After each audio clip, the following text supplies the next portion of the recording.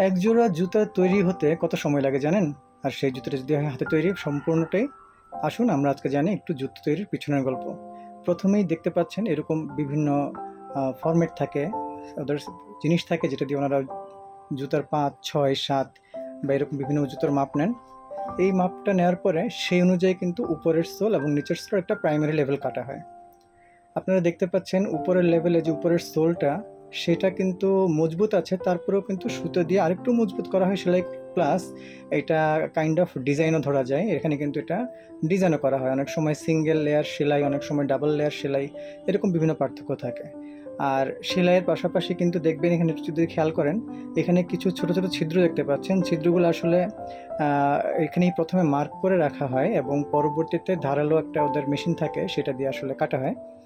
তো সেখানে কিন্তু জুতোর ফিতাগুলোকে ইনসার্ট করার জন্য। আর এখন যেটা দেখতে পাচ্ছেন, আমরা তো এতক্ষণ দেখলাম উপরের সোলের ব্যাপারটা, এখন হচ্ছে নিচের সোল। এটা নিচের সোলে প্রথমে এরকম একটা লেয়ার, দুইটা লেয়ার, অনেক সময় ৩ লেয়ারও জোড়া লাগানো হয় আঠা দিয়ে, এবং তারপরে কিন্তু সেগুলোকে আরেকজন থাকে যে নাকি এগুলো পাস করার পরে সেগুলো হাতুড়ির মতন একটা লোহার ধাতব জিনিস, সেটা দিয়ে জোরে জোরে বাড়ি মেরে এটাকে শক্ত এবং মজবুত করা হয়। এই টোটাল প্রসেসটা কিন্তু অনেক সময় সাপেক্ষ, ধৈর্যের ব্যাপার। কিন্তু এখানে যারা কাজ করেন, আসলে দীর্ঘদিন ধরে ওনারা কাজ করেন, ওনাদের এটা মানে খুব সুন্দরভাবেই করে যান। এই জায়গাটায় দেখতে পাচ্ছেন ভিডিওর, যে নিচে এক লেয়ারের চামড়া এবং উপরে আরেকটা কালো লেয়ারের চামড়া। আসলে এই দুটো, এগুলো আসলে ফিতা, হ্যাঁ, আমাদের জুতোর যে আমরা সামনের অংশের ফিতা থাকে, পায়ের মাঝখানের অংশের যে ফিতা, সেগুলো কিন্তু এটাকে সেলাই করে ডিজাইন করা হয়েছে, এবং একটা আনুমানিক মাপ দিয়ে সেখানে আরেকটা চামড়ার লেয়ারের সাথে আঠা দিয়ে জোড়া দিয়ে লাগানোর পরে সেটা কিন্তু কেচি দিয়ে সূক্ষ্মভাবে কাটা হয়। এবং তারপরে দেখবেন যে এখানে আসলে এইখানেও এই যে একটা ভারী লোহার ধাতব জিনিস দিয়ে কিন্তু এটাকে শক্ত করে নিচের লেয়ারটার সাথে উপরের লেয়ারটার আসলে জোড়াটা কনফার্ম করা হয়, যেন কোনোভাবেই পানিতে বা অন্য কোনো কারণে যেন এটা না ভিজে যায়, বা যেন দীর্ঘস্থায়িত্ব আসে এটার মধ্যে, হ্যাঁ।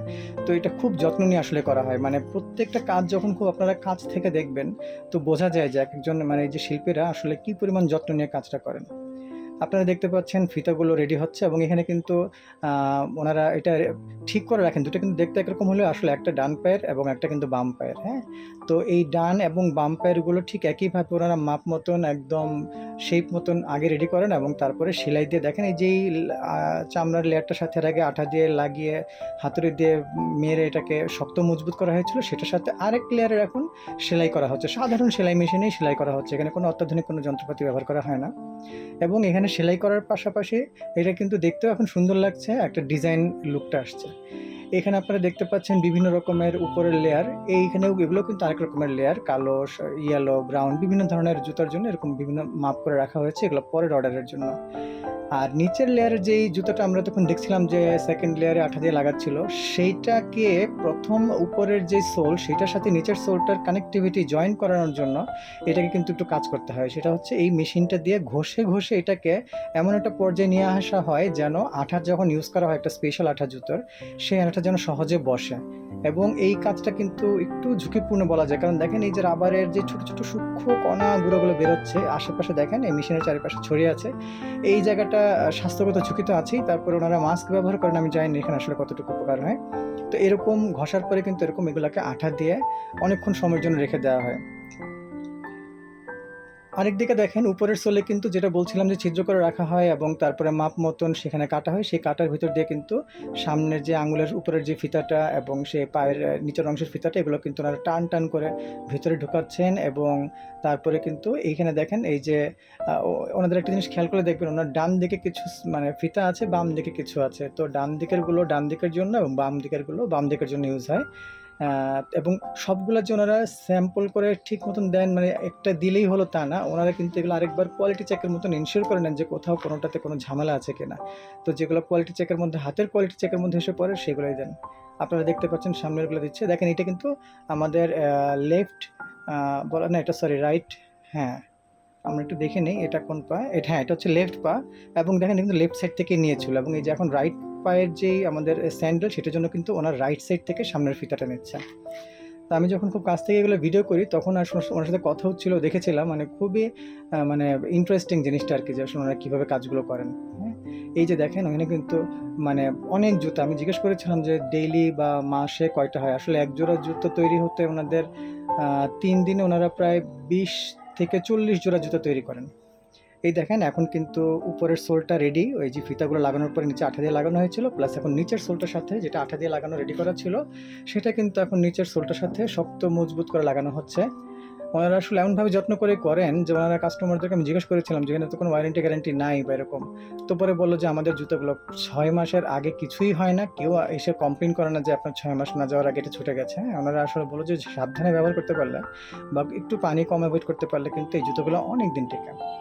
দেখেন এই যে 2টা লেয়ার লাগানোর পর উপরের সোলটা এবং নিচের সোলটা লাগানোর পরে কিন্তু হাতুড়ির মতন এই যে লোহার ধাতব জিনিসটা সেটা দিয়ে কিন্তু আরেক দফায় এটাকে শক্ত করে মজবুত করা হচ্ছে। মানে এখানে কোনো মেশিনের আসলে কোনো ফাংশন নেই, সম্পূর্ণ একটা ম্যানুয়াল, হাতের মাধ্যমেই কিন্তু পুরোটা হয়। আপনারা দেখতে পাচ্ছেন আসলে কিভাবে মানে একটা ছোট্ট চামড়ার একটা টুকরো থেকে কিভাবে মানে জুতোটা আস্তে আস্তে প্রস্তুত হচ্ছে। এটা আরেকটা জুতো আমরা দেখতে পাচ্ছি আসলে সিমিলার, একইভাবেই উপরের সোলটা এবং নিচের সোলটা এগুলো যখন কানেক্টিং করা হয় হাতুড়ি দিয়ে বাড়ি মেরে শক্ত মজবুত করা হয়, শুকানোর পরে এরকম একটা ধাতব জিনিস দিয়ে কিন্তু বাউন্ডারি লাইনটা এক্সট্রা সোলের যে এক্সট্রা অংশগুলো রাবারগুলো সেগুলো কাটা হয়, খুব সুন্দর করে আসলে ফিনিশিংটা দেওয়া হয়। এবং নিচে দেখেন একটা বাঁকা করে একটা কাজ করছে, আমি জিজ্ঞেস করছিলাম যে এটা করার কি দরকার ছিল, বললো সৌন্দর্যের একটা ব্যাপার আছে। সো এটাও কিন্তু ওনাদের একটা স্টাইলের একটা অংশ। তো দেখেন খুব সুন্দর করে কিন্তু লেয়ারটা, সেকেন্ড লেয়ারটা যেটা সেটা এরকম করছে। এই যে দেখেন আমি এই যে এতগুলো জুতো বিভিন্ন ধরনের, এই সবগুলো কিন্তু যে অর্ডার করা আছে তা না, ওনাদের এই শোরুম থেকেই কিন্তু ওনারা বিক্রি করেন।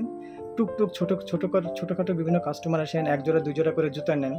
আমরা যেসব জুতোগুলো মার্কেটে 1000 1500 টাকার কমে চিন্তা করতে পারি না, সেই কাছাকাছি লেভেলের জুতোগুলো এখানে মাত্র 400 450 টাকায় বিক্রি হয় খুচরা, পাইকারিটা আরও কম। আশেপাশের খুচরা দোকানদার যারা নাকি বিভিন্ন গ্রামে বা একটু ভিতরের অঞ্চলে থাকেন তারা কিন্তু এই ধরনের জুতোর দোকান আছে বা হরেক রকমের মাল বিক্রি করেন, ওনারা এসে ওনাদের কাছ থেকে জুতোগুলো সংগ্রহ করেন। তো যাই হোক, এখানে মজুরি কিন্তু আসলে সেই তুলনায় খুবই কম যেরকম আপনার পরিশ্রমটা হয়। তো আপনারা এই ধরনের আরও স্টোরি শুনতে চাইলে আমাদের সাথেই থাকুন। ভিডিওটি ভালো লাগলে লাইক এবং সাবস্ক্রাইব করুন। সবাইকে ধন্যবাদ, ভাই ভালো থাকবেন।